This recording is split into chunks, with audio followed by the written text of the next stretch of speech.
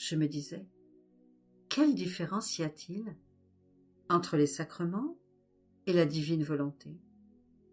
Et mon souverain Jésus, déchirant les voiles eucharistiques, se fit voir, et avec un soupir de tristesse, il me dit, « Ma bienheureuse fille, la différence est grande entre les deux.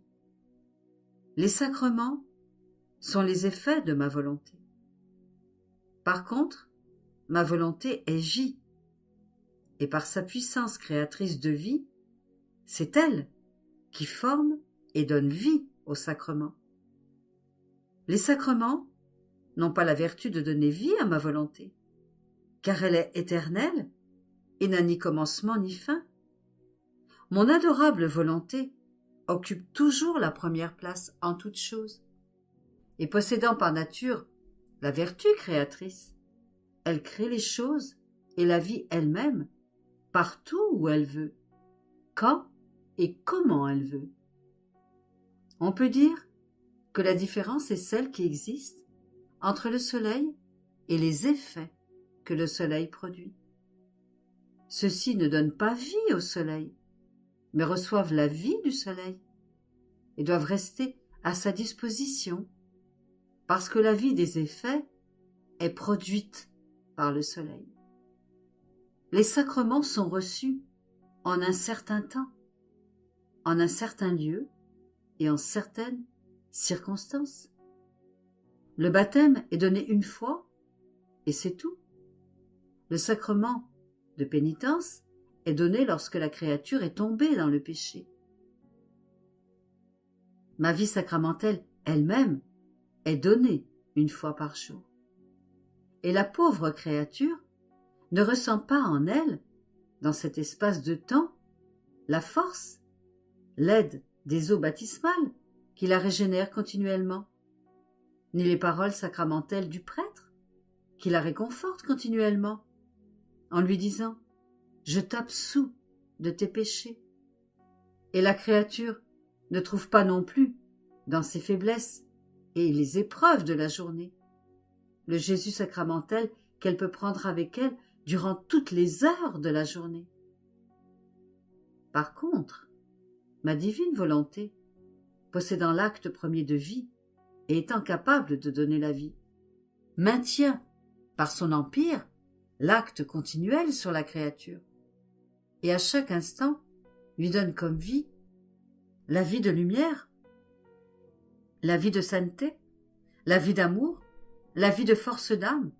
Bref, elle est vie, et les temps, les circonstances, les lieux et les heures n'existent pas pour elle. Il n'y a ni restriction ni loi, spécialement parce que ma volonté doit donner la vie, et la vie est formée d'actes continuels, et non par intervalles. C'est pourquoi, dans l'expression de son amour, on peut dire que par son empire continuel, elle est un baptême continuel, une absolution jamais interrompue et une communion de chaque instant.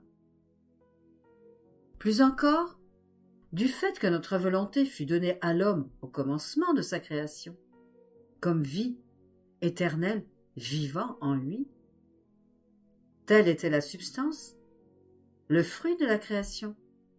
Notre volonté, qui devait former notre vie dans la créature, nous avons tout donné avec cette vie.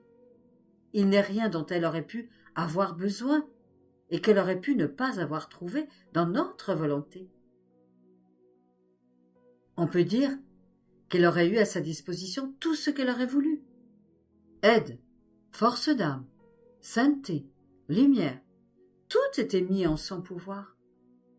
Et ma volonté prit l'engagement de lui donner tout ce qu'elle voulait, pourvu que ma volonté puisse avoir en elle son empire et vivre dans son âme.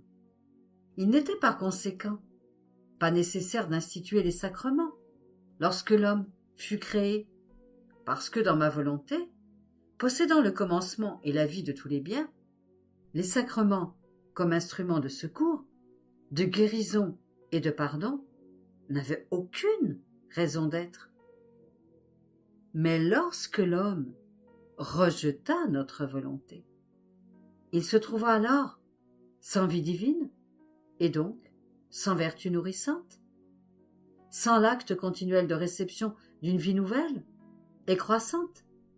Et s'il n'est pas mort entièrement, c'est par les effets que ma divine volonté lui donna, selon ses dispositions, les circonstances et les temps. Et notre paternelle bonté, voyant que l'homme se hâtait de plus en plus, afin de lui apporter aide et secours, ma volonté lui a donné la loi comme norme de vie, car, dans la création, elle ne lui a donné ni loi, ni aucune autre chose, si ce n'est ma divine volonté, qui, en lui donnant la vie, lui donnait continuellement notre loi divine, en nature, de telle sorte qu'il devait la ressentir en lui-même comme sa vie propre, sans qu'il soit besoin de la lui rappeler et de lui commander. Plus encore, du fait que là où règne ma volonté, il n'est nul besoin de loi, ni de commandement. Les lois sont pour les serviteurs, pour les rebelles, pas pour les enfants. Entre nous et ceux qui vivent dans notre vouloir, tout est résolu dans l'amour. Mais, avec toute la loi, l'homme ne s'est pas rétabli.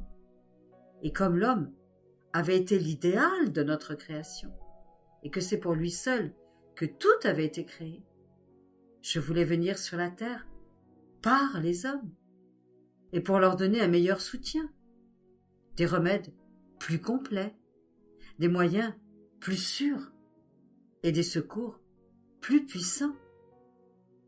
J'ai institué les saints sacrements, et ceux-ci agissent dans le temps et les circonstances, selon les dispositions des créatures, comme des effets et des œuvres de ma divine volonté.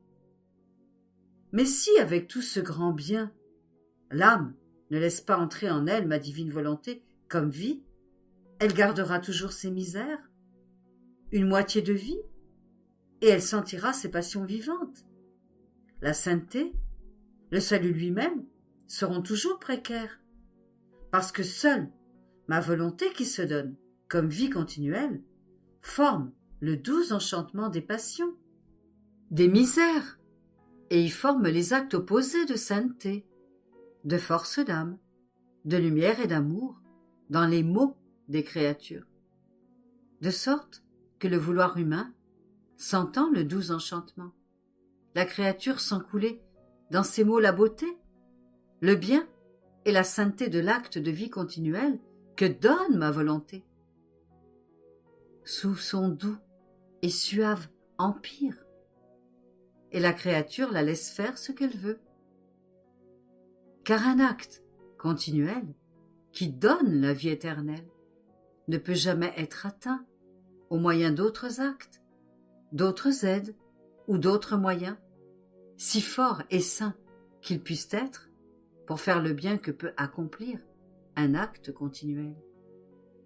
Par conséquent, il n'y a pas de mal plus grand que puisse faire la créature, ni de plus grand tort qu'elle puisse causer à notre paternelle bonté, que de ne pas laisser régner en elle notre volonté. Ce mal aurait en son pouvoir de nous inciter à détruire toute la création, parce que la créature a été créée pour être notre résidence, et pas uniquement elle, mais toutes les choses créées, les cieux, le soleil, la terre, toutes ces œuvres étant sorties de nos hauteurs suprêmes. Nous avons le droit de vivre dans la créature, et en vivant en elle, nous la conservons toujours belle, et toujours nouvelle, et dans l'acte qui l'a mise au joug. Or, la créature, en ne faisant pas notre volonté, nous met en dehors de notre résidence, et il en est alors comme d'un riche seigneur qui veut construire un grand et magnifique palais. Lorsque le palais est construit, il veut y demeurer, mais il lui ferme la porte au nez et lui jette des pierres, si bien qu'il ne peut y mettre les pieds et ne peut pas demeurer dans la résidence qu'il a construite. cette résidence ne mériterait-elle pas d'être détruite par celui qui l'a construite? Mais il ne le fait pas, parce qu'il aime son œuvre, et il attend, et attend encore, car il sait qu'il peut vaincre par l'amour, et que sa résidence lui ouvrira d'elle-même les portes, pour le laisser entrer et lui donner la liberté de vivre en elle. C'est dans ces conditions que nous place la créature, en ne laissant pas notre volonté régner dans son âme. Elle nous ferme les portes en plein visage et nous jette les pierres de ses fautes.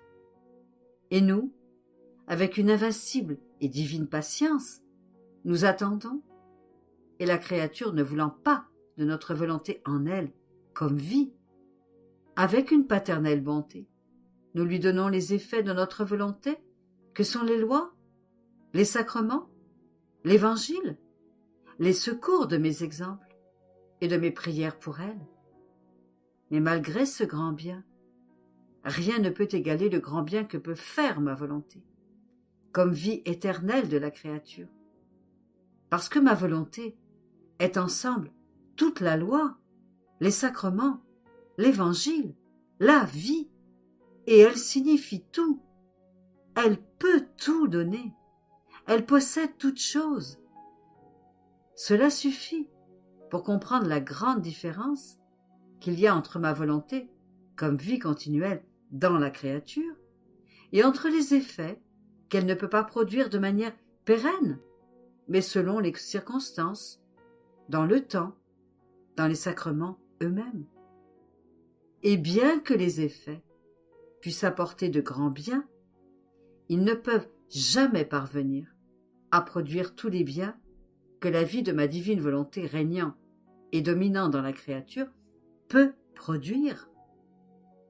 Par conséquent, sois attentive, ma fille, et donne-lui la sainte liberté de faire ce qu'elle veut dans ton âme.